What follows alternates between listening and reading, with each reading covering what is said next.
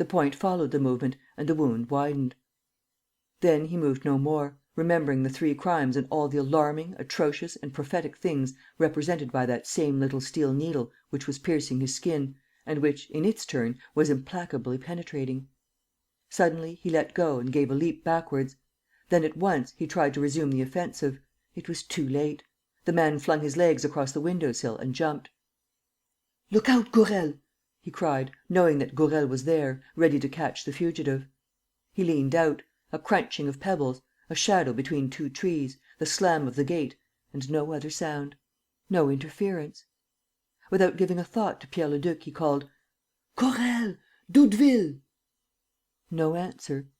The great silence of the countryside at night. In spite of himself, he continued to think of the treble murder, the steel dagger.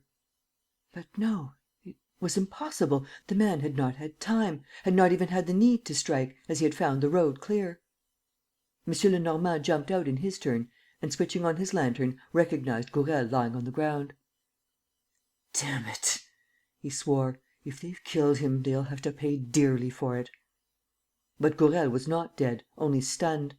And, a few minutes later, he came to himself and growled: "Only a blow of the fist, chief, just a blow of the fist which caught me full in the chest. But what a fellow!" "There were two of them, then?" "Yes, a little one who went up and another who took me unawares while I was watching." "And the Doudevilles?" "Haven't seen them." "One of them, Jacques, was found near the gate, bleeding from a punch in the jaw; the other a little farther, gasping for breath from a blow full on the chest." "What is it? What happened?" asked M. Lenormand. Jacques said that his brother and he had knocked up against an individual who had crippled them before they had time to defend themselves. "Was he alone?" "No. When he passed near us, he had a pal with him, shorter than himself." "Did you recognize the man who struck you?"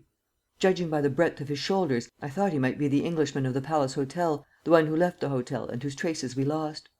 "The major?" "Yes, Major Parbury." After a moment's reflection, M. Lenormand said: "There is no doubt possible. There were two of them in the Kesselbach case, the man with the dagger, who committed the murders, and his accomplice, the major." "That is what Prince Sernine thinks," muttered Jacques Doudeville. "And to night," continued the chief detective, "it is they again, the same two." And he added, "So much the better. The chance of catching two criminals is 100 times greater than the chance of catching one." M. Lenormand attended to his men, had them put to bed and looked to see if the assailants had dropped anything or left any traces. He found nothing and went back to bed again himself. In the morning, as Gourel and the Doudevilles felt none the worse for their injuries, he told the two brothers to scour the neighbourhood and himself set out with Gourel for Paris, in order to hurry matters on and give his orders. He lunched in his office. At 2 o'clock, he heard good news.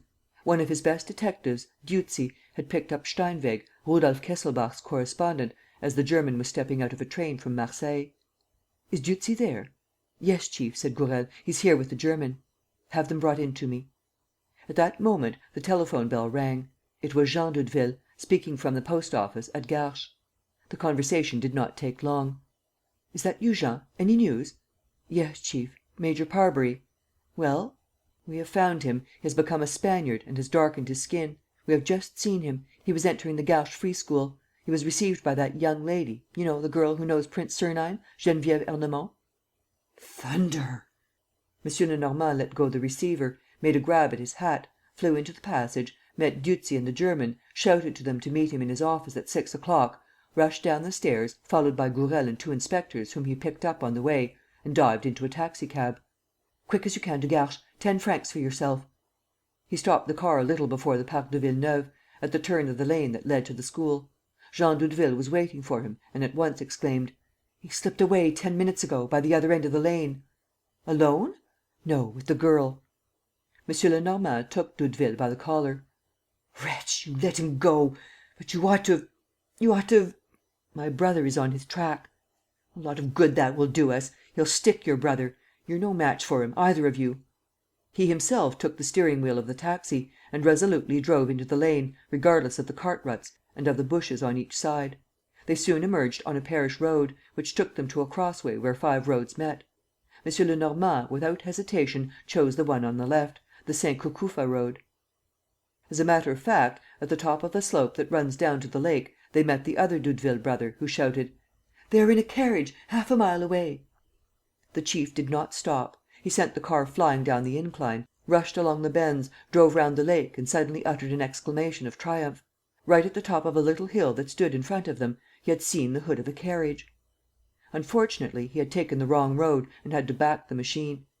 When he reached the place where the roads branched, the carriage was still there, stationary. And suddenly, while he was turning, he saw a girl spring from the carriage. A man appeared on the step. The girl stretched out her arm. 2 reports rang out. She had taken bad aim, without a doubt, for a head looked round the other side of the hood and the man, catching sight of the motor cab, gave his horse a great lash with the whip and it started off at a gallop. The next moment, a turn of the road hid the carriage from sight. M. Lenormand finished his tacking in a few seconds, darted straight up the incline, passed the girl without stopping and turned round boldly. He found himself on a steep, pebbly forest road, which ran down between dense woods and which could only be followed very slowly and with the greatest caution.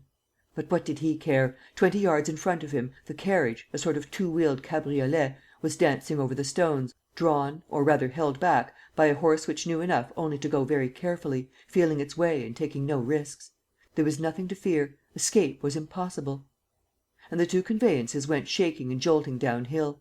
At one moment, they were so close together that M. Lenormand thought of alighting and running with his men. But he felt the danger of putting on the brake on so steep a slope; and he went on, pressing the enemy closely, like a prey which one keeps within sight, within touch. "We've got him, chief, we've got him!" muttered the inspectors, excited by the unexpected nature of the chase. At the bottom, the way flattened out into a road that ran towards the Seine, towards Bougival. The horse, on reaching level ground, set off at a jog trot, without hurrying itself and keeping to the middle of the road. A violent effort shook the taxi.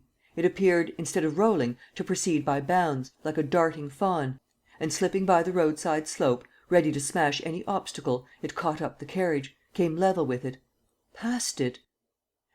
An oath from M. Lenormand. Shouts of fury. The carriage was empty. The carriage was empty. The horse was going along peacefully, with the reins on its back, no doubt returning to the stable of some inn in the neighbourhood, where it had been hired for the day.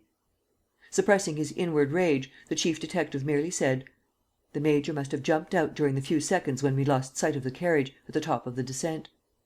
We have only to beat the woods, chief, and we are sure to return empty handed. The beggar is far away by this time. He's not one of those who are caught twice in one day. Oh, hang it all! Hang it all!" They went back to the young girl, whom they found in the company of Jacques Doudeville and apparently none the worse for her adventure. M. Lenormand introduced himself, offered to take her back home and at once questioned her about the English major, Parbury. She expressed astonishment: "He is neither English nor a major, and his name is not Parbury." "Then what is his name?" "Juan Ribeira. He is a Spaniard sent by his government to study the working of the French schools." "As you please. His name and his nationality are of no importance.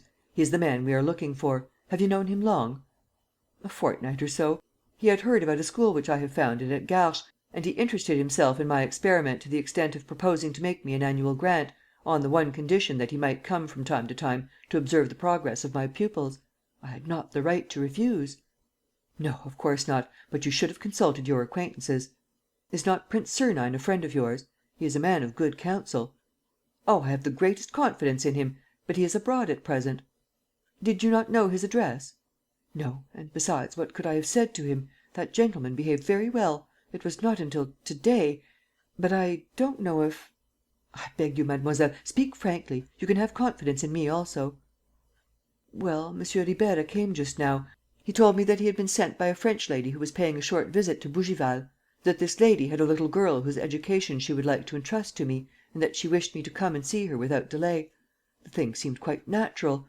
And as this is a holiday, and as M. Ribeira had hired a carriage which was waiting for him at the end of the road, I made no difficulty about accepting a seat in it." "But what was his object, after all?" She blushed and said: "To carry me off, quite simply. He confessed it to me after half an hour." "Do you know nothing about him?" "No." "Does he live in Paris?" "I suppose so." "Has he ever written to you? Do you happen to have a few lines in his handwriting, anything which he left behind, that may serve us as a clue?" "No clue at all. Oh, wait a minute. But I don't think that has any importance." "Speak, speak, please." "Well 2 days ago, the gentleman asked permission to use my typewriting machine; and he typed